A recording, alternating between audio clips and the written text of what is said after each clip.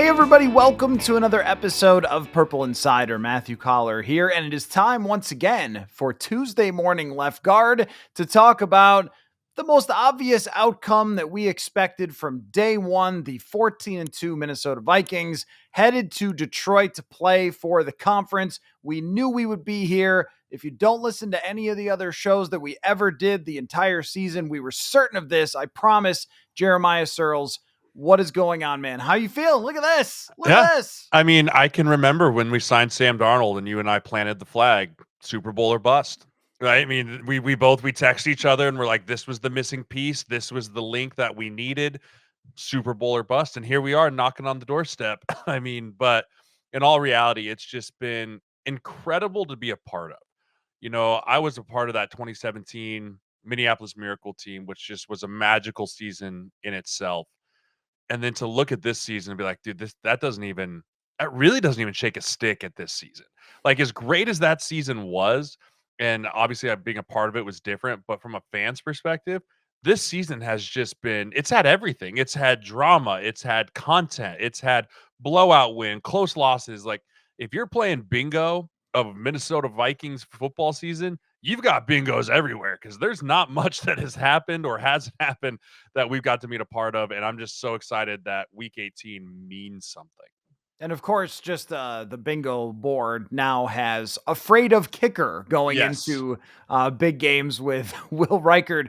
But I want to start out in the most sensible place here with you, which is along the offensive line. Because Sam Darnold, no doubt, put on one of the best performances that I've seen from a quarterback when covering the team in the biggest moment against the toughest team that he's faced in weeks.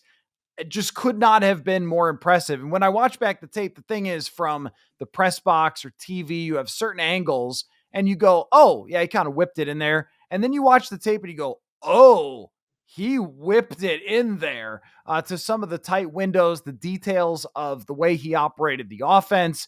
He was doing no huddle. He's making good decisions with the football outside of one throw, which I think was probably just a good play by Green Bay. But the way that the offensive line protected in that game, he was, I believe off the top of my head, 26 for 30 passing with 315 yards when he was kept clean in the pocket. Did the offensive line just rise to the challenge? Are they getting better playing with each other?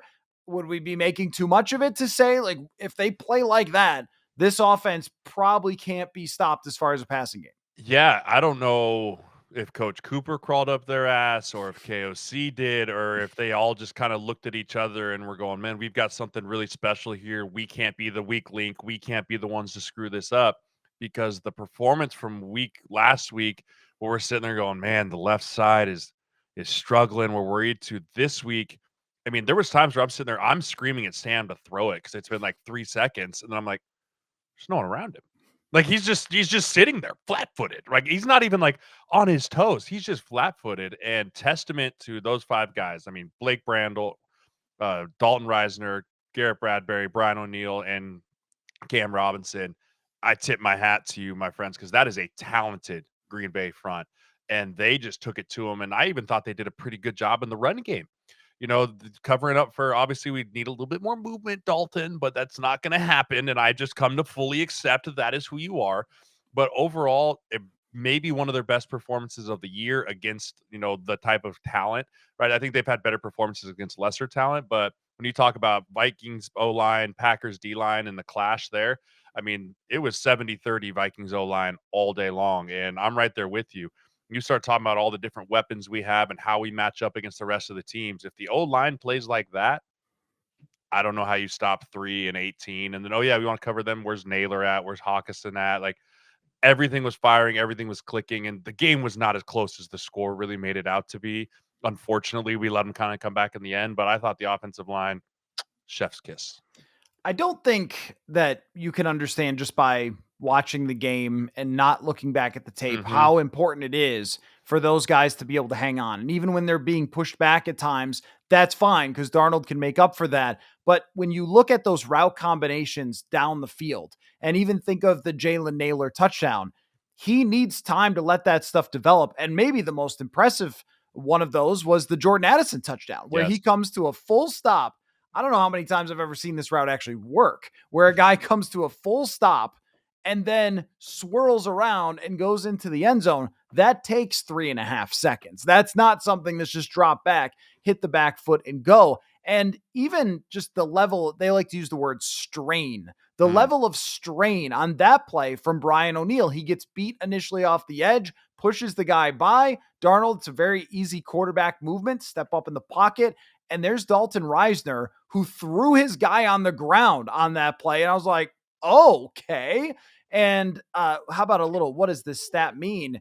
Dalton Ryner is now 12th ranked as a pass blocker in the NFL by Pro Football Focus. And I'm looking at that performance like this decision from Kevin O'Connell to say, we're pulling the chute, we're moving on to Dalton Ryner. Yes, he's not perfect in the run game, but we need these developing pass routes, and he's the one that's going to help us. It's eliminated the weak link, and I've always thought that its weak link systems is the offensive line. If you have one or two guys that they can attack constantly, you're going to be in trouble. But now they really don't with the way Dalton Ryner's played.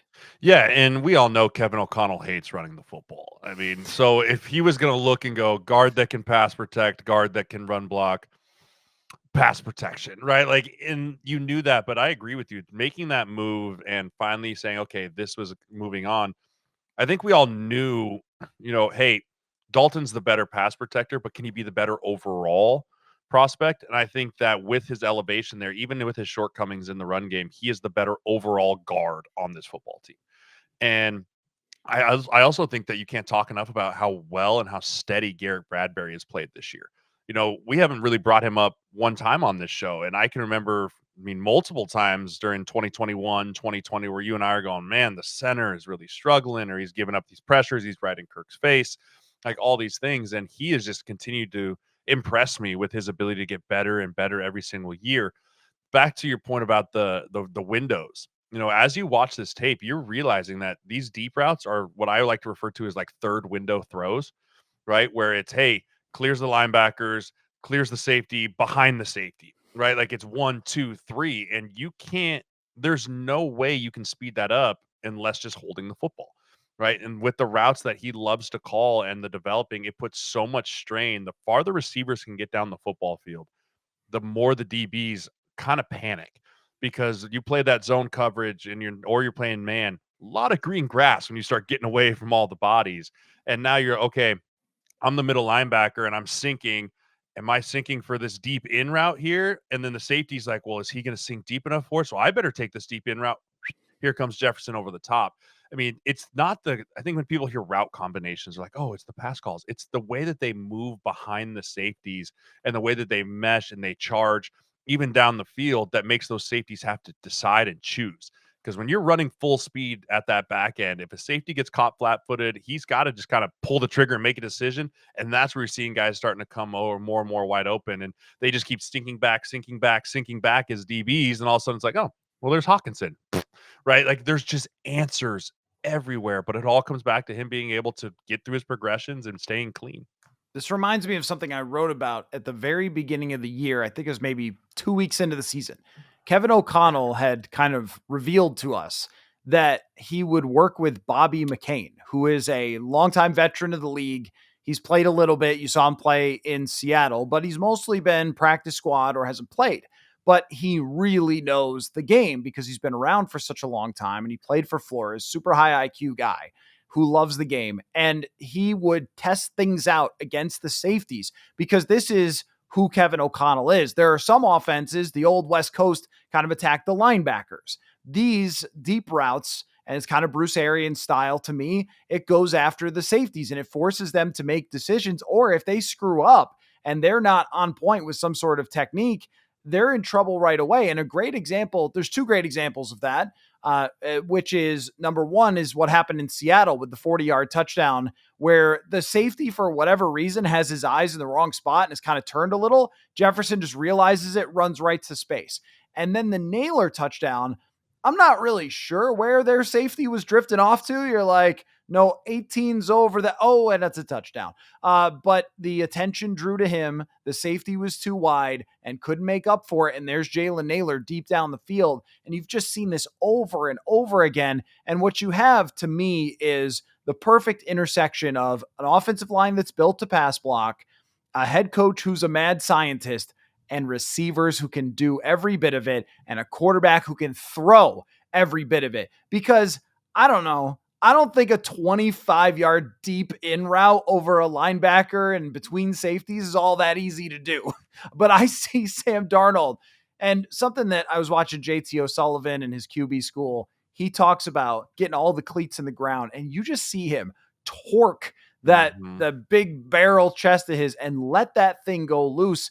I mean, this is O'Connell playing to the strengths of his quarterback, and his quarterback reading it and seeing it, and his receivers executing it. And what you get there is a high level offense. Absolutely. And, it goes all the way back to, I remember when we started the year and you asked me, like, what do you think this offense is going to look like? And I think I was the one that was like, I think it's going to be the short passing game, right? Getting the ball out of Sam's hands and going there. And I think a lot of people thought that because we didn't know what Sam Darnold's strengths were, right? We knew what they were coming out of college, but in the NFL, it was kind of all over the map. Like, I don't know what he is. And testament to Kevin O'Connell of seeing that, because I can remember you telling me during training camp, like, dude, it feels like every day it's just deep ball, deep ball, deep ball, deep ball. And they're successful. It's not like he's just launching, they're successful. And I think Kevin saw that during training camp and was like, oh, baby, this is going to be right in my wheelhouse. And man, talk about putting strain on. It reminds me a little bit of when Mahomes had Tyreek Hill and everyone was just terrified of them just going over the top. And that's how Kelsey had like career years with guys just underneath. But yeah, the stress and strain that you can put on safeties is so unique because safeties aren't great cover people. Like that's why they play safety and not corner, right? And so if you can kind of get behind those corners and start making those safeties have to flip their hips and choose and go, it's just so hard for them to do. I also was really impressed, Matt, with the ability of Sam Darnold and Kevin O'Connell to adjust and adapt in real time of how to take Justin Jefferson away, right? Because it was very clear. Green Bay came into this game plan and said, 18 will not beat us, right? He won't. I don't care what you do, get in his back pocket, put two guys over him. He is not going to beat us. And their ability to go, oh, okay, let's just find out a way to make everyone else beat you and to adapt on that real time is so hard to do, right? Because you have games like your openers are to get 18 the ball, right? Find ways to get him the ball. And that's why I think it started a little slow, but their ability to go on the sideline, okay, here's what they're doing. Let's look at the iPad. Here's what they're going to get to. Okay, Sam, we're changing things. Here's what we're changing. All right, Naylor, here's what you're going to do. Addison, here's what you're going to do. Oliver, Hawkinson. And then just to go out and execute it, that is so hard to do. And that's such a high level IQ and high level players that you have going there. That for me was the most impressive thing coming out of this game. And that's where I'm going. If we can do that in the playoffs as we make runs, we are going to be dangerous. So many things went right on this. I feel like I want to spend the whole time just talking about how good that was. It was so good. Right? A game plan, adjustments, because they even pulled out some short stuff and some screens, and the screen to Cam Akers is just really well executed. And if you have a chance, if you're, a psycho who has the all 22 or whatever, just see if you can go find the highlight. When Akers gets the football and he turns upfield, number 18 is blocking the heck out of his guy at the goal line. That guy does not move toward Cam Akers because Justin Jefferson takes him out. And that's a position where sometimes you feel like you're running for the love of the game. You're doing a track meet out there. You're not getting the football for a couple quarters and the effort wanes. We've seen other wide receivers who got traded and then let go in the same season who once had good fantasy stats, but also wouldn't jump on a fumble or wouldn't block someone. And we just see this all the time. And I think that what makes Jefferson special out of all the things, the motor, the hands, of course, all that stuff, the catch that got eliminated, holy cow. But I think the guy's motor is unreal and it's blocking like that. Also, a nice detail on that bootleg when Darnold rolls out. Remember, he completes the 9-yard pass on that final drive.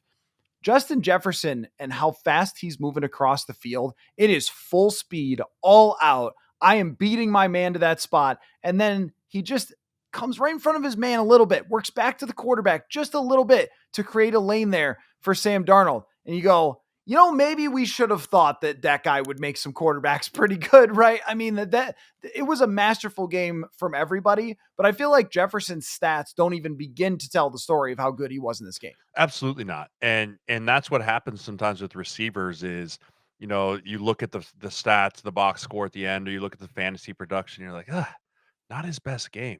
But if you actually go look at it from an evaluation of a player standpoint, he was maybe the best player on the entire field, offense, defense, special teams on Green Bay or Minnesota. And it's like you said, it's the detail oriented way he goes about his business. It's, hey, if I'm supposed to run this dig at 18, I'm running it at 18.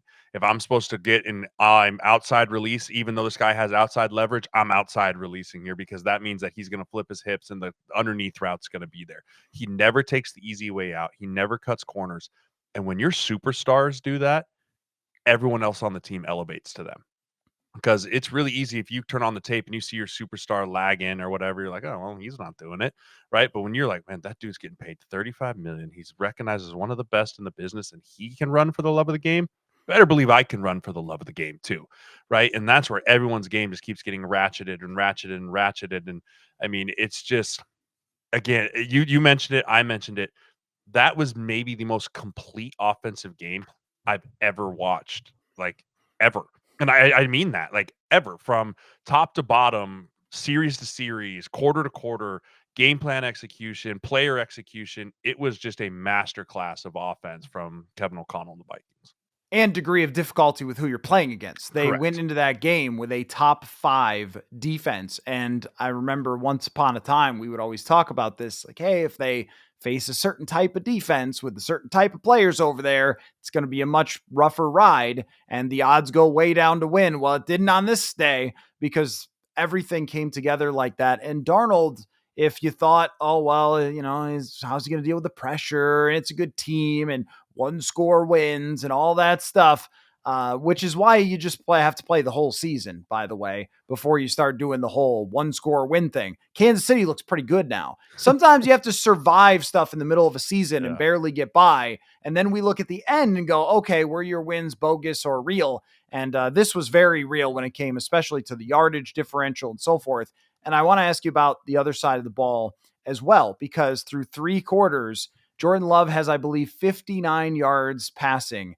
And Jonathan Grenard, 8 pressures, moving him up to second in the NFL, 2 behind Myles Garrett. What's Myles Garrett get paid? Myles Garrett, he is one of those people that I saw in person in Cleveland at those joint practices and screamed. Like, like I've never seen anything like that in my whole life.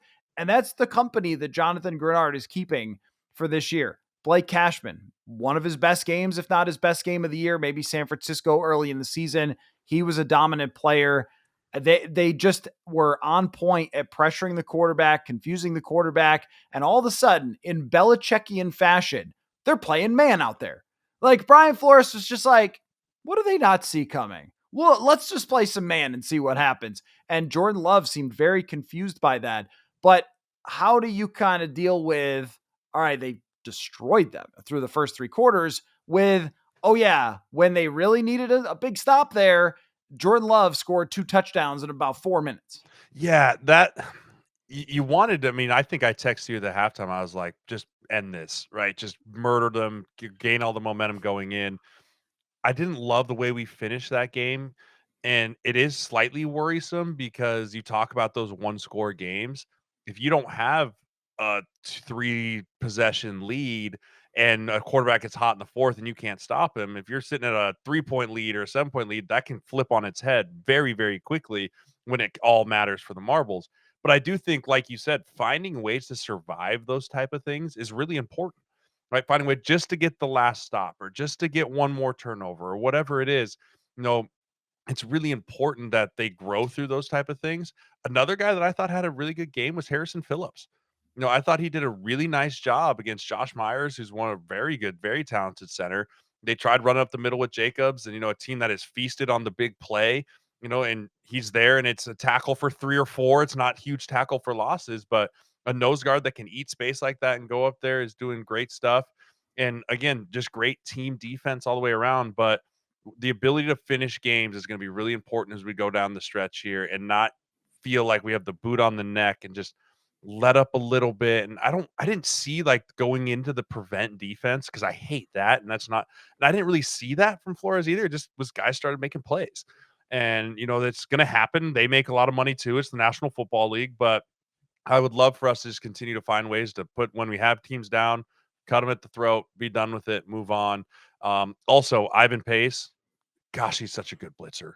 I mean, it changes the whole dynamic of this defense when you have a linebacker that can consistently win in blitzing when it's one-on-one with a running back. I mean, first of all, Manuel Milson completely whiffed on one, and here comes Ivan Pace screaming through. But man, you put that stuff on tape, quarterbacks get really nervous and they start trying to find ways to flip protections and put guys elsewhere. The addition of him back in there it looks like a whole new defense at times. Oh, I mean, they've rarely had Pace Jr. and Cashman together. When they have, I don't remember a game where they've played poorly on defense when they've had both of them. And shout out to Josh Metellus for playing linebacker at 200. What does a guy weigh? How much weight do you lose during a season? Because if a guy's listed at 215, he's probably 200 at this point. 207 on a good day, after breakfast. Right. I mean, you can see it just even in how much they have to put on weight wise, muscle wise, everything by the end of the season. Don't exactly look like their same beefy selves from training camp. And I was thinking about that for Dallas Turner, just in how like he's going to have an NFL offseason. And then we're going to see him, I think, be able to push a tackle back as opposed to kind of playing this role that he's doing now. But Metellus stepping into that spot was excellent for them, but it's not the same. It's not this Wolverine pinball that they just send flying into the backfield, and it impacts the way that offenses have to play. So let's kick this forward now. Vikings and Detroit Lions. What is your confidence level? Go with the meter. We've been using the meter since 2020 on the show. In the biggest moment, we're going to our best play, which is the meter. Your confidence on the meter that the Minnesota Vikings could beat the Detroit Lions. Orange. I'm going orange, right? It's not quite in the red because that Detroit offense is amazing. It's really hard to stop, even with the loss of Montgomery, right? They have Laporta, Amon-Ra St. Brown, Jameson Williams has been freaky good for them. But I watched San Francisco carve that defense up. I watched Brock Purdy carve that defense up, and I'm sitting there going, if this is what a team that has struggled on offense a lot this year against really high level opponents, they better hope that Detroit can score 40 plus because I feel extremely confident about our ability to go out and score a lot on this Detroit defense. I also feel really confident in our defense to get 3 or 4 stops, right? 3 or 4 punts, right? Or hey, they get down in the high red and we find a way to get a sack or get a negative play and now they're kicking a field goal instead of kicking going for a touchdown. Or hey, it's 4th and 3 and they go for it and we find a way to get a stop because they're going to do that. I give the nod to the Vikings here they're the more complete team right now. Detroit is in a track meet mentality of we have to outscore everyone. Whereas the Vikings, I feel like they can control to dictate the tempo of how they want to play offense and rely on their defense when it comes to it of finding ways to get a stop when they really want it. And I expressed at the beginning of the season when we were doing all the projections, some skepticism over Aaron Glenn's defense. Now I know they've lost everybody, but they still play the same stuff. And Kevin O'Connell knows what they play. And he's really good when he knows what the other team is doing. I saw them just playing a lot of man yesterday against San Francisco, and Kyle Shanahan's torching that. And if Brock Purdy hadn't had whatever his elbow happened / just throwing some balloons in the air, maybe their kicker makes a couple, you might have been talking about a different team and a different game. And the Vikings are in a much better position health-wise and vibe-wise on offense than San Francisco that's just losing guys left and right. They don't have their all-world left tackle, wide receiver. Deebo Samuel's unhappy. Like it's just a typical the wheels came off a season and everybody's ticked type of situation. Well, that's the opposite of where the Vikings are at. I texted you, they need some 20 play drives though, because I'm watching that offense going. I know Flores' defense is good. I know that he's going to throw something different at them than he ever has before, which will be interesting to find out what that is. But they just have weapons on weapons on weapons. And Jared Goff has never been thrown off by this defense, not since he got embarrassed with the Rams in 2020 against Brian Flores. He seems to have taken that personally because every time they faced him, it doesn't matter if it's Donatel or Zimmer or now Brian Flores throwing the kitchen sink. The guy knows how to manage what's being thrown at him. I don't think there's too many quarterbacks, maybe no quarterback, better in the league at diagnosing everything in front of him and knowing where to go with the football. I'm going to make a crazy comparison, but I think it's accurate.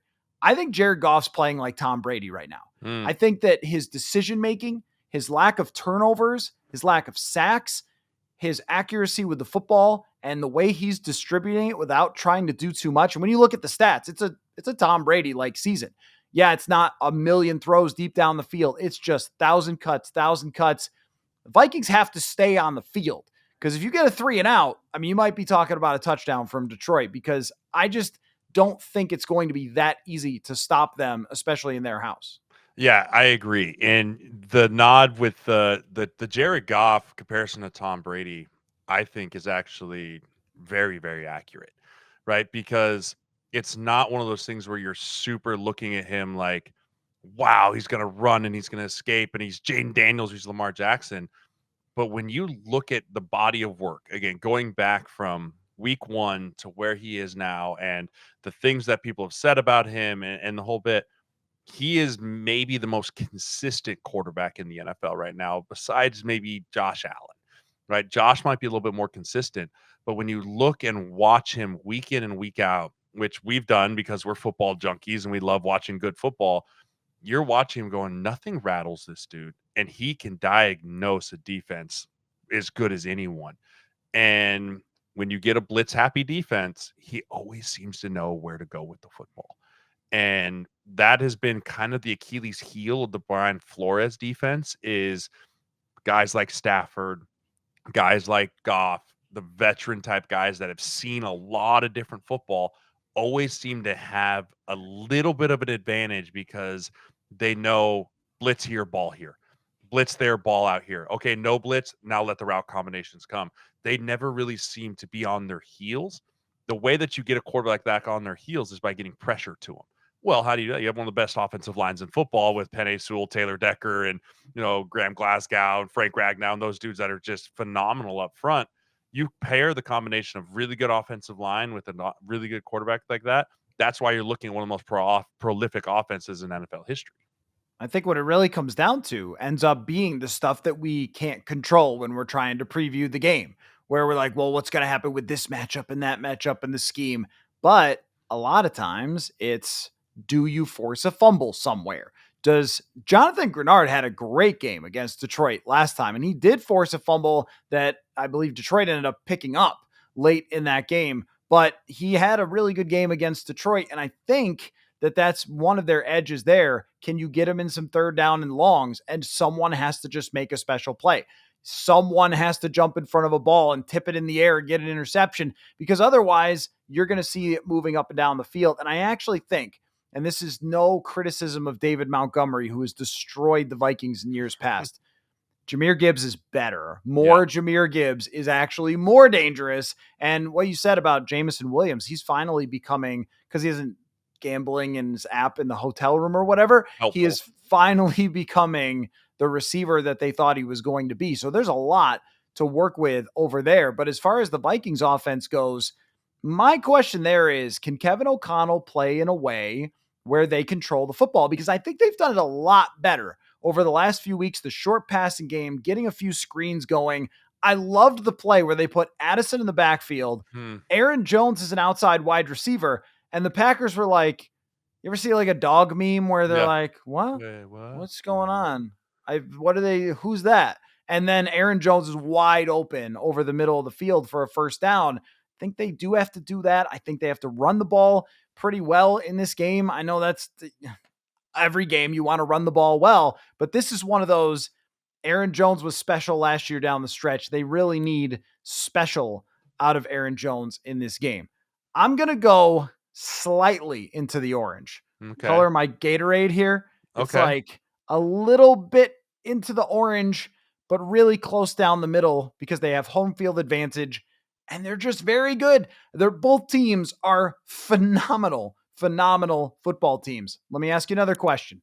It's kind of the question of the week here. How different is it for you, win versus loss, their chance to go to the Super Bowl? Completely different. I think that the winner of this game goes to the Super Bowl because you talk about home field advantage for both of these teams. It's fantastic, right? I've played in Detroit. I've played in US Bank. They are both extremely hard places to play. Both teams play very well on their home turf. And just the bye week.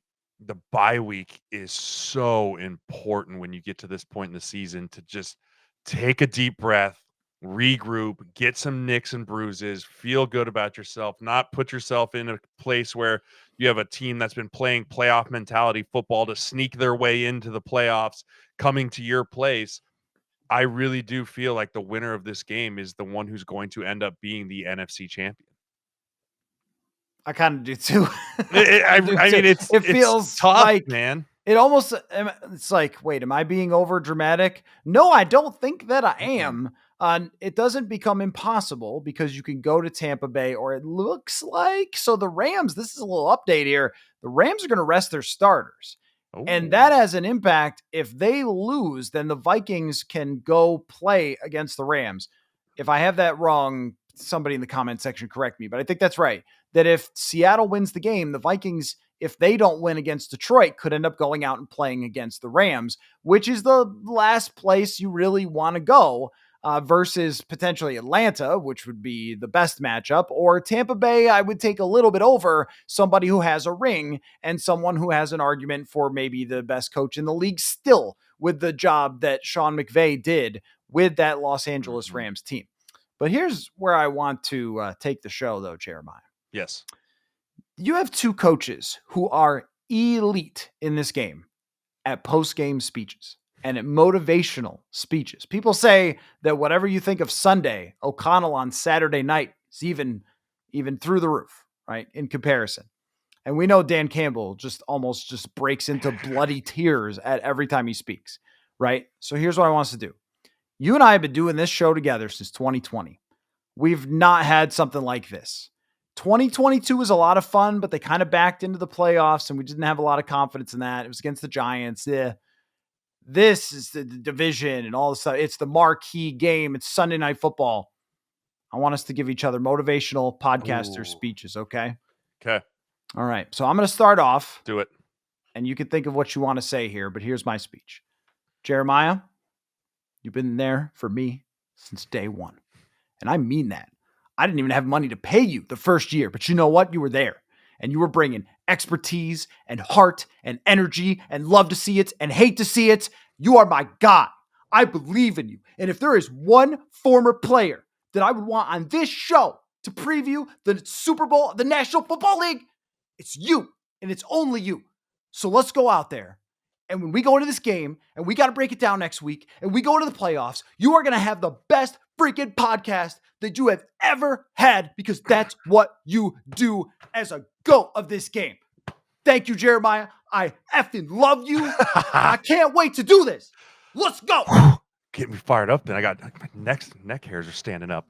Oh, Matthew. Whew. Matthew. Blacked out there. Blacked out there. Football. Man, this is gonna be hard Football. to do without Football. using expletives. Okay. Matthew, I want you to rewind. I want you to think about when you left and you went and started Purple Insider and you decided, now I'm going to do this and I'm going to go on my own. Who believed in you? Who, look around this room. Who believed in you? I believed in you. We all believed in you, Matthew. And look where you're at now. You're covering the 14-2 Minnesota Vikings, going to Detroit to win the division, to win the first seed. Matthew, this is everything that you dreamed about when you went out and said, this is going to be my show. This is going to be my stamp on it. Everything that I want to do, I'm going to do it. And you've made it. And now the moment is there for you. It's sitting right in front of you, Matthew. No one can take it but you. You're the only one that can take it. And guess what? Everyone here, I believe in you. The people that you've surrounded yourself, they believe in you. Go do it for them. play for the name on the back of the jersey, Matthew, not the front. You play for the name on the back because you're the one that fought it. You're the one that rose to the top of the charts. You did everything that you've ever been asked to do. Go enjoy the moment. Don't make too much of it and just have fun doing it for 4 quarters, Matthew. For 4 quarters. Break it down. Let's get out of it. All right, let's go. Woo! 14-2. Make it 15-2 on 3. 1, 2, 3. 15-2. 15-2. Woo! Come on, then. I wanted to use so many bad words in that. Oh my gosh. I wanted to use so many bad words, but I didn't. It's good work. I don't think we could go anywhere from here other than to say, I can't wait. You've played in games like this, though. Oh, it's so much fun. When you're in the building, and I've only been upstairs, but there's something It's different, just man. different, man. This is why we do this, though, for sure. This is why I tweeted this too last night. It's like, this is why I kept doing this. Could try to get another job. Could go work somewhere else. I wanted to keep covering this and see this through to be at places like this. And of course, the only way we're here is the incredible support of Vikings fans. So shout them out as well, as Kevin O'Connell often notes them at US Bank Stadium. But yep, this is why we love the game, man. I can't wait. It's going to be incredible. It's everything you dream of as a fan. It's everything you dream of as a player. Sunday Night Football, Chris Collinsworth, PFF rankings, right? The whole bit. It is the pinnacle of NFL football. And we're going to get to see it week 18, Sunday night, and it's our team. It's our freaking team. It's not another team where we're excited to watch a matchup of, oh man, look at this is going to be such a fun matchup. We're in it. We're in it. We've covered it. We've lived through the dark days. We've rid through it all. And here we are on the other side. I can't wait. It's going to be such a fun game. I get so nervous before these games, and I do nothing. I just sit up there and watch and write, but that's how it goes when you got this kind of energy. Jeremiah, truly, I meant every word, though. I appreciate you. I can't wait for this. Can't wait to break it down and then go into the playoffs with you every single week. So thank you very much, and thank you to everybody for watching / listening, and foot freaking ball. Football.